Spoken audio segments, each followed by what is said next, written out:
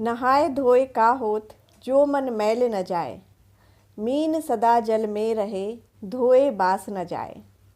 Hello दोस्तों, कैसे हो आप सब। उम्मीद है आप सब बहुत अच्छे होंगे।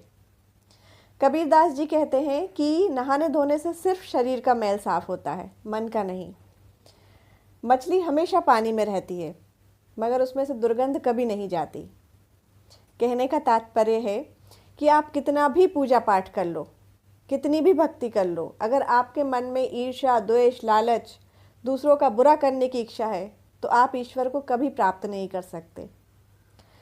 तुलसीदास जी ने भी रामचरितमानस में यही बात कही है कि निर्मल मन जन सो मोहि पावा, मोहि कपट छल छिद्र न भावा। अर्थात जो निर्मल मन का होगा मुझे वही पा सकता है। पूजा पाठ करना अच्छी बात होती है, उससे हमें आत्मिक बल मिलता है, अपनी परेशानियों से लड़ने की शक्ति मिलती है, हमें आंतरिक बल मिलता है। लेकिन पूजा पाठ और पाखंड में अंतर समझने की भी ज़रूरत है। विश्वास और अंधविश्वास में अंतर समझने की भी ज़रूरत है। विश्वास हमें मजबूत बनाता है और अंधविश्वास कमज़ोर। और ये बात मैं आपसे इसलिए कह रही हूँ कि अभी कुछ सालों से हवा चली है जिसमें बहुत सारे कथावाचक और प्रवचनकर्ताओं का जन्म हुआ है और उन्हें सुनने के लिए लाखों की संख्या में लोग इकट्ठा होते हैं और उसमें से अधिकांश महिलाएं होती हैं। और वे कथावाचक उन्हें तरह तरह के उपाय बताते हैं, तरह तरह की पूजा पाठ बताते हैं कि आप इस तरह से पूजा करोगे तो आपकी इस समस्या का समाधान हो जाएगा, आप इस तरह से पाठ करोगे तो आपका ये मनोरथ सिद्ध हो जाएगा, और भी पता नहीं क्या क्या। और वे महिलाएं बिना कुछ सोचे समझे उनकी उस बात का अनुसरण करती हैं। आपको मैं एक बात कहना चाहूँगी कि कोई भी सच्चा सन्यासी होगा, सच्चा संत होगा, तो वे कभी आपको पाखंडों की ओर लेकर नहीं जाएगा। वे हमेशा कोशिश करेगा कि आप ईश्वर से जुड़ें। और अगर समस्याओं का समाधान इस तरह से पूजा पाठ करने से हो जाता तो भारत में दुखी कोई क्यों होता।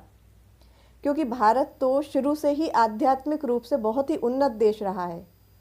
ये ऋषि मुनियों का देश रहा है। यहाँ उपाय बताने वालों की तो कमी कभी नहीं रही होगी। कभी भी सच्चा संत आपको पाखंड और गलत रास्ते पर लेकर नहीं जाएगा। वो हमेशा चाहेगा कि आप आध्यात्मिक रूप से उन्नत हों, आप शास्त्रों का अध्ययन करें। और अगर आप शास्त्रों का अध्ययन करेंगे ना तो आपको बहुत सारी चीज़ें पता चलेंगी और आप खुद इन पाखंडों से दूर होते चले जाएंगे। और आप पाएंगे कि जिन समस्याओं का समाधान आप बाहर ढूंढ रहे थे वो आपके अंदर ही हैं। क्योंकि जब हम समस्याओं को ध्यान से सोचते हैं तो हमें उसकी जड़ भी पता चलती है और उसके समाधान भी। और जब हम मन से ईर्ष्या, द्वेष, लालच, दूसरों का बुरा करने की भावना, इन सब भावनाओं को त्याग कर देते हैं, अपने मन को निर्मल बनाते हैं, तो हमारी आधी समस्याएं तो वैसे ही ख़त्म हो जाती हैं। इसके लिए हमें विशेष रूप से किसी भी पूजा पाठ की ज़रूरत नहीं होती। तो आप एक बार विचार ज़रूर कीजिए।